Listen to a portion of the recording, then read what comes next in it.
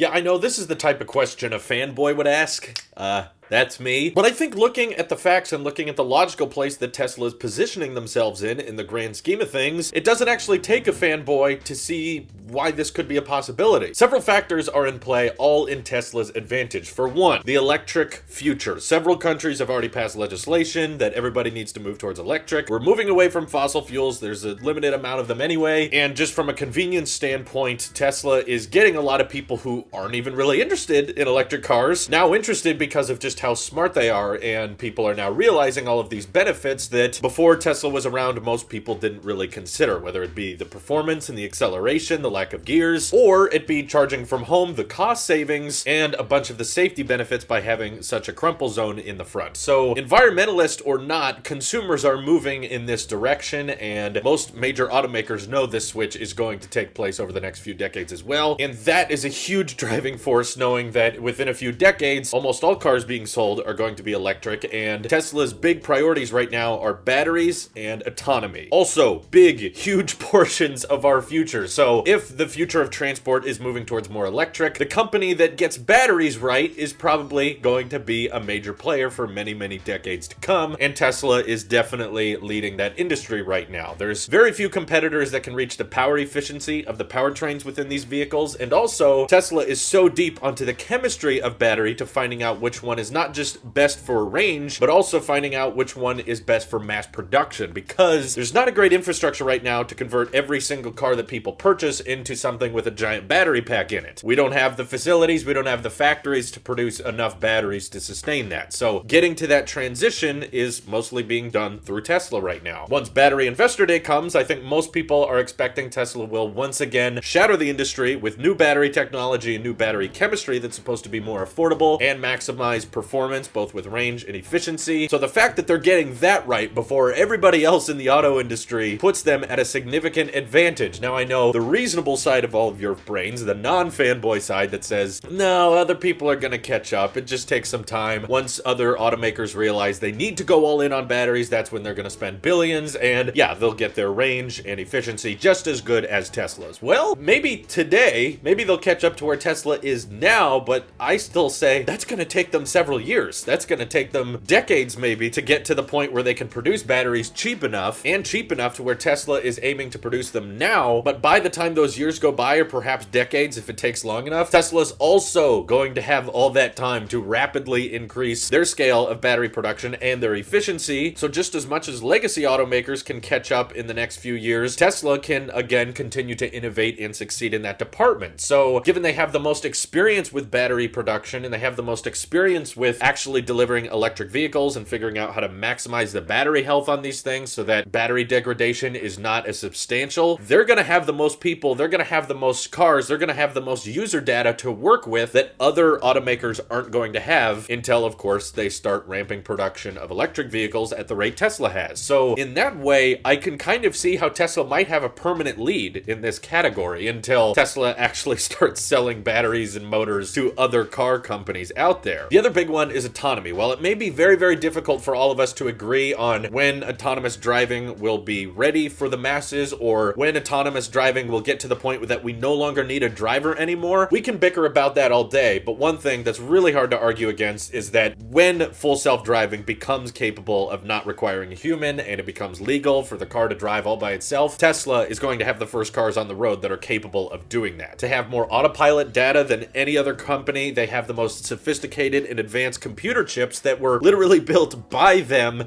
just for handling full self-driving hardware. No other car company is getting into the custom computer business so that they can ship their flagship vehicles with these supercomputers that are capable of rendering all of these different angles and radar and ultrasonic sensors. There are some software companies like OpenPilot that are allowing you to, attach a camera to your car and help train a neural net and AI to get better with self-driving in the future, but that's something the customer has to install and buy themselves. It's not something right now that other automakers are shipping into their cars by default, and that's always going to keep them at a severe disadvantage compared to Tesla, whereas every Model 3 right now has the hardware necessary. And it's also why you see Tesla, the type of company that says, even if your old computers can't handle the full self-driving software, we're gonna just go ahead and swap those out for you for free if you purchased a full self-driving package. So yeah, not only are they building their own custom CPUs and computer chips, which you don't see in the industry at all, but they're actually going out to those older cars that don't have those computers and saying, yeah, bring them into the shop, we'll swap those out, and then you'll have an even more advanced computer with your car from 2017 or 2018, even though this computer chip we didn't officially unveil until 2019. So that means that Tesla is going to be first to having millions of cars on the road with the hardware and software necessary for full self-driving, and the more data collected, the better you're going to be at it. The fact that Tesla has cars all across the globe in all different types of scenarios, it's not just geofence testing like so many other autonomous driving companies do, where they only allow it to test in a certain city, and you'll get really, really good at self-driving in that area, but the amount of data the fleet provides for them with full self-driving, it's going to be miles ahead of any other data collected from other companies, because with the growth of Tesla sales, and they're expected to have like 500,000 vehicles delivered this year, that means all of those cars they're delivering have the latest full self-driving chip. They have those sensors that are collecting data for the fleet, all of which goes back to Tesla's neural net, and the AI trains and it gets better, and that means that, okay,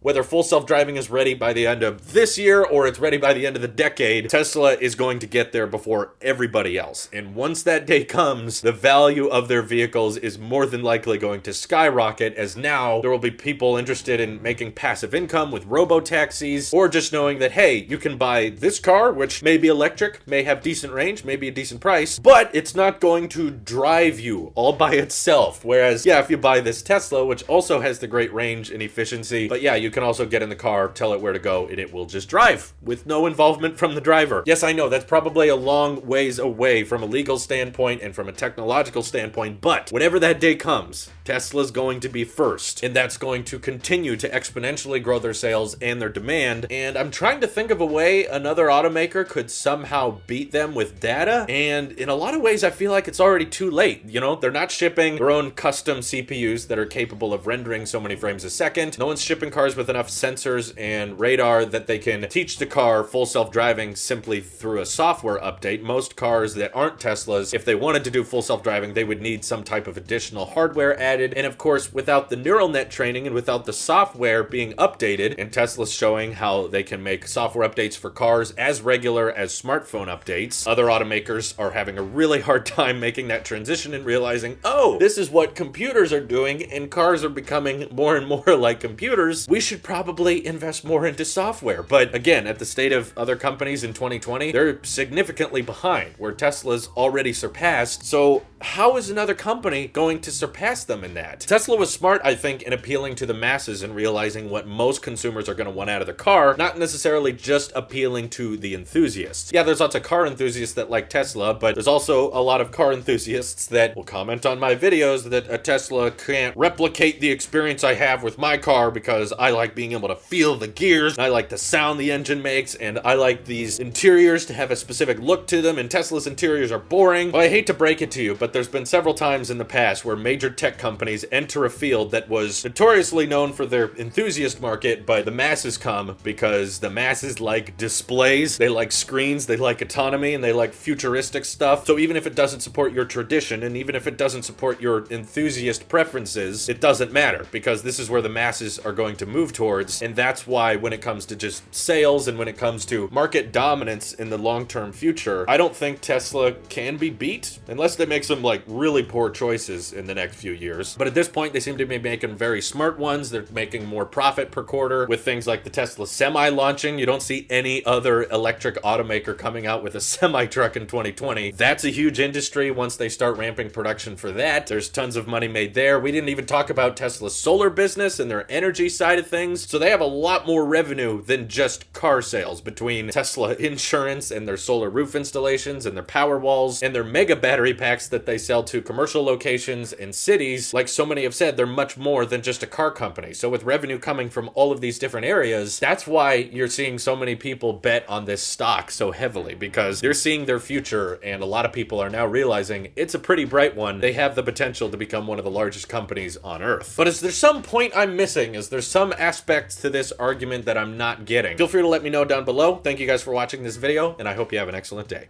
Take care.